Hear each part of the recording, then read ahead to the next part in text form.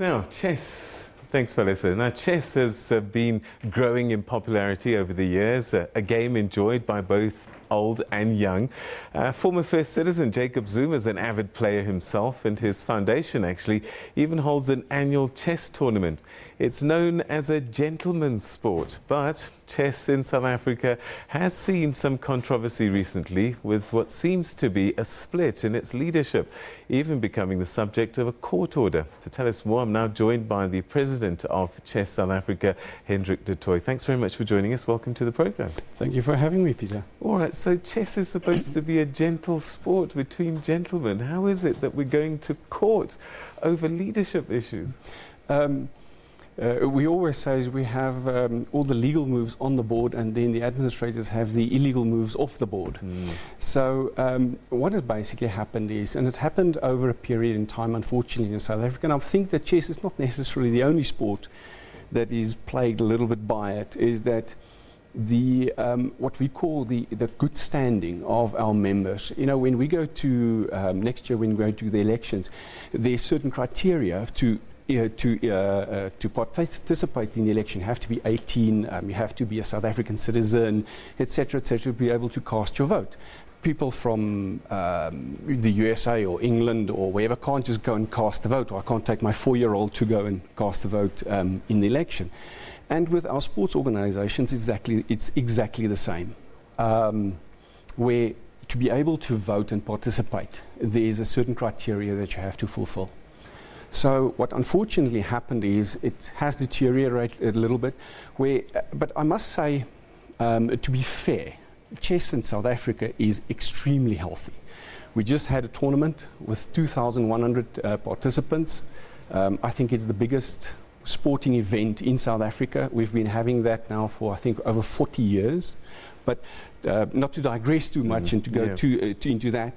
Then what happened is Gauteng Chess, which I was also the president of, started feeling really uncomfortable with the current situation, where people can't just pitch up at an election and say, I represent so-and-so. So we started pressing for credentials. Then, roundabout in August, the court made an order where to say that there must be an election, and at this election, only players or members that's in good standing. Then an interim executive board was elected.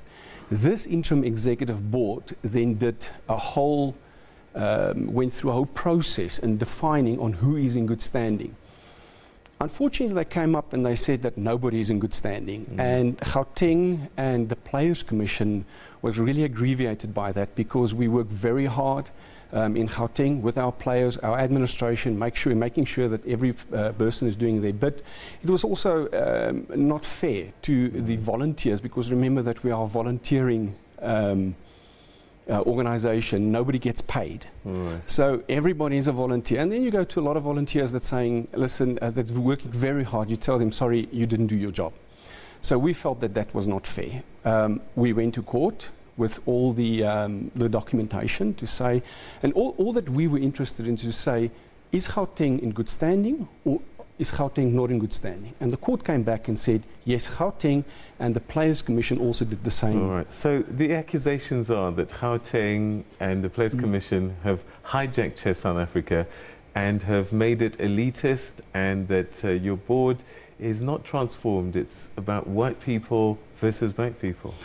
Well, my answer to that would be simple, is the reason why we're on the state is because the interim executive board, which was a black board only by black individuals, disqualified everybody. It's not us who's the current board who has put us into this situation. It's the interim executive board who has literally there was a host of nominations, and unfortunately they disqualified everybody by declaring them not in good standing. Oh, I see. All right, so then there's this issue of the current executive board and the chess tournament that you were talking about just now. They say that it's run by, is it 4 nights? And that there's a conflict of interest, because the people in 4 nights are also involved in this competition. What's the case there? That is correct. What's happened, and there's a little bit of a backstory to that. In 2013, we hosted the World Youth Chess Championships. Unfortunately, from those championships, Chess South Africa built up a huge deficit. In fact, we were banned from the FIDE, which is our mother body, the international body, from hosting any tournaments, or actually our membership was about to be suspended.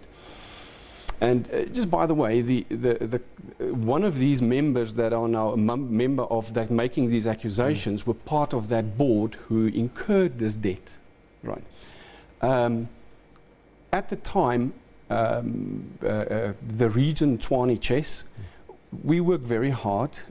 We collected, or they collected, a lot of money through time by hosting tournaments, etc., and also for development projects. So there was quite a large amount owed to FIDE. At that point in time, there was a number of people that was really concerned because we were already suspended by FIDE. And we said it just can't happen. So we went to Chess South Africa. We said, listen, the initial idea was to give the money to Chess, to Chess South Africa, but obviously that money belonged to other individuals, and I'm talking about a chess community, where they said we can't do that. So went to Chessa, and myself and 3 other individuals who works very hard in chess. We collected, we got investors, so we did not put in the money. It's not our money, it's investors. We got the investors. They said, right, they will give the money. They give it's multiple millions of money that was all right, I've run out of time, but if you could answer this one very quickly. Junior players having to pay 4,000 Rand to play, is paid to play? I think that's a little bit, well, it's over-exaggeration. It's not giving all the facts, obviously. Simple is the tournament. We're having 2,100 players at the tournament. You have to rent a venue to be able to host those players. So the actual entry fee is about 400 or 500 Rand. That gives you 2 tournaments. It gives you the wildcard tournament. But poor kids can't afford that, can they? True. If we can get maybe the government to help us, to assist us with venues, if we can get the venues for free, then we can make the chess for free. And I think that is currently our biggest challenge. We just do not have venues. And Sascot can't help? Well, no. Okay, Hendrik, we're going to have to leave it there, but thanks very much for clearing up some things for us. Thanks so much for your time, and good luck with the rest of the tournament. It's my pleasure. Thank you so Peter. much.